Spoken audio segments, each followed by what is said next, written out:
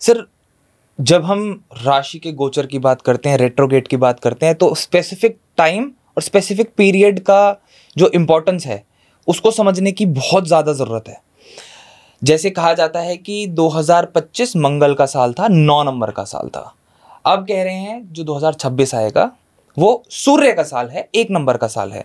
तो मैं एग्जैक्टली समझना चाहता हूं कि क्या वो साल 1 जनवरी से शुरू होके 31 दिसंबर तक का ही होता है, या फिर जो 2026 में नया साल शुरू होगा सूर्य का, वो किसी और डेट से शुरू होगा? मैं आपको बताता हूँ इसकी पूरी सारी जानकारी।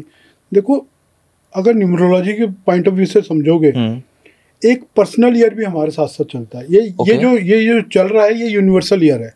ये तो सभी के लिए एक जैसा है, लेकिन आपकी तिथि मेरी तिथि के लिए अलग है। तो मैं वही इम्पैक्ट बता रहा हूँ, बहुत समझने का विषय है।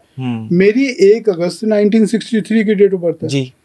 तो जब मैं अगर पर्सनल ईयर निकालूं तो 2026 को, 1963 को हटा के मुझे 2026 डालना पड़ेगा।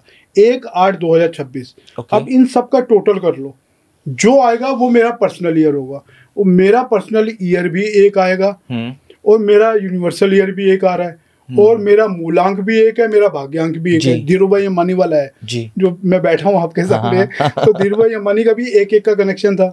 तो कहीं ना कहीं एक बहुत ही बढ़िया साल रहने वाला है, एक जो मूलांक 1 से कनेक्टेड लोग हैं।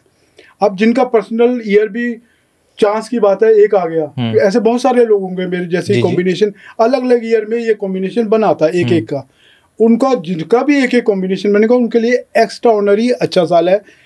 अब इस बात को, पर्सनल ईयर और यूनिवर्सल ईयर को, जो इस बात में डिफ्रेंशिएट करना सीख जाएगा उसको न्यूमरोलॉजी की प्रेडिक्शन देने में बहुत आसानी रहेगी। But my question is, again हम यूनिवर्सल ईयर की बात कर रहे हैं।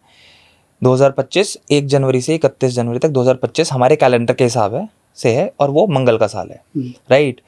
अगला साल आएगा 1 तारीख से 31 तारीख तक दिसंबर में सूर्य का साल होगा।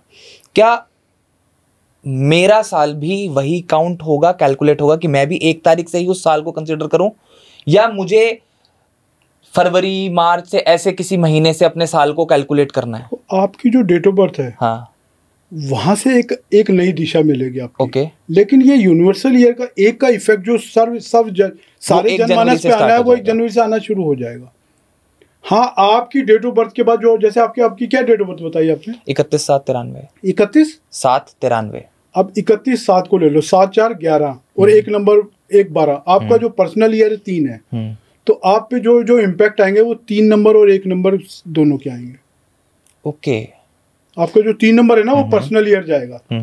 अब आपके लिए भी पर्सनल ईयर बहुत अच्छा ही शुरू हुआ है, कोई ये नहीं कह सकता, कोई संदेह नहीं कि, क्योंकि 6 नंबर आपका भाग्यांक है। कुछ लोग भाग्यांक को 3 नंबर से मित्र मानते हैं शेल्डियन न्यूमरोलॉजी में, और जो दूसरी पाइथागोरस है उसमें ये शत्रु मानते हैं। लेकिन मैं पर्सनल अनुभव के बाद में बता रहा हूँ, बहुत बुरा नहीं है। 3 नंबर पर्सनल ईयर भी ठीक ही रहने वाला है।